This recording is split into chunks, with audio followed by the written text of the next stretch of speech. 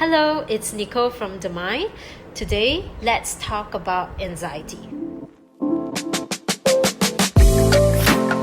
About psychology, we talk about how you can treat mild anxiety, mild depression, all that kind of thing. So thanks for joining us, whoever is joining us. To us that we did in our life.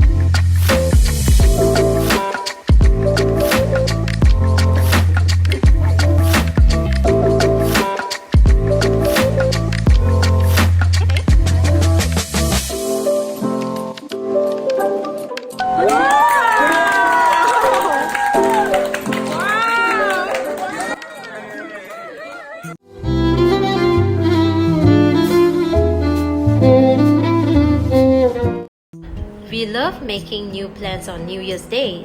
What are some of your New Year resolutions? I was told that the worst enemy is to want to have the perfect start. And sometimes we tend to wait until the right moment before we are ready to start our New Year resolutions. And then it may be end of the year already. Okay, enough talking about the New Year resolutions. As you can see, there can be many thoughts involved in planning just the New Year resolutions. I personally am not good at starting something new, as I tend to worry a lot and changes are always uncomfortable to me.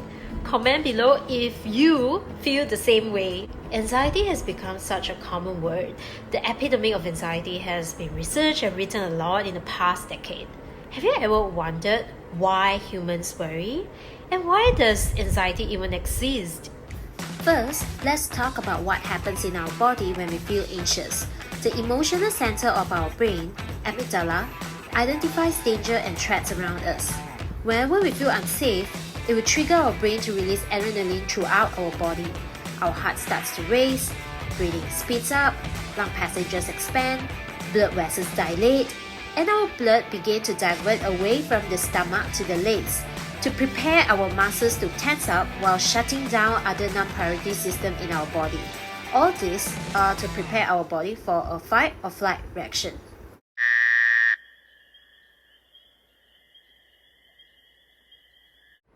So it shows that anxiety is crucial for survival. It helped to protect our ancestors since the prehistoric times in running away from larger and poisonous animals and to avoid imminent danger from the environment. Stress and anxiety were very useful emotions for our ancestors. Because of these emotions, our ancestors were able to act in the face of immediate problems and survive. I would like to share an interesting perspective that I have read recently about anxiety. It is written by James Clear about the evolution of human brain and the environment that we are living in. James Clear is the author of New York Times best-selling book Atomic Habits. Check out his book if you are interested.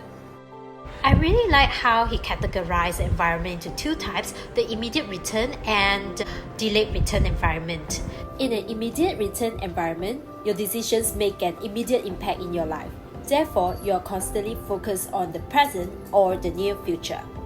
However, if we think about it, in our modern societies today, it is not really like an immediate return environment that we are living in.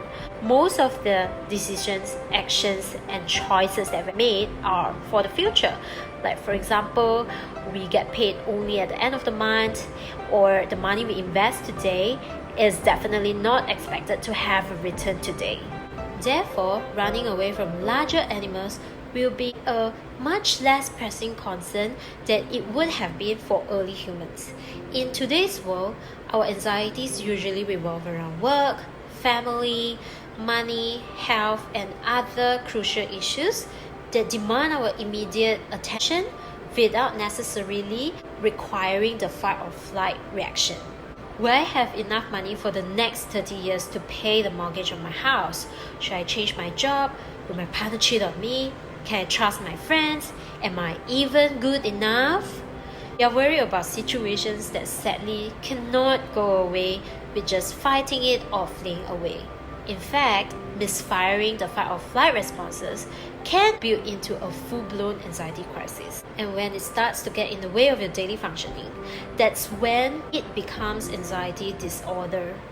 In this case, the amygdala becomes oversensitive and identify threats around you in everyday situations, which cause harmless things to start taking on irrational, scary associations and eventually compromise our quality of life. You may be asking, does it mean anxiety has become unhelpful to the human race now?